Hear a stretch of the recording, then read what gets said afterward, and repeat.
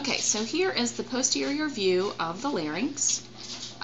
We have the cricoid cartilage in light blue, arytenoid cartilages in yellow with their corniculate cartilages in the little green tips. We have orange vocal folds and the hyoid bone here at the top in white connected to the thyroid cartilage, the big white part here. The vocal folds are attached at the notch at the back side, the posterior side of the thyroid cartilage. So as I turn it around to the, well, here's the lateral view. Here's the anterior view, and we still have the thyroid cartilage, the hyoid bone, the cricoid cartilage, and in between the cricoid cartilage and the thyroid we have the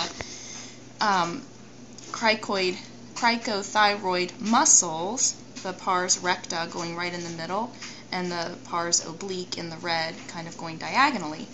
And as those tighten, it pulls the thyroid cartilage toward the cricoid, which in the back tilts that thyroid forward and stretches the vocal ligaments, and that tenses them, and then that creates the pitch to go, causes the pitch to go up because the frequency increases.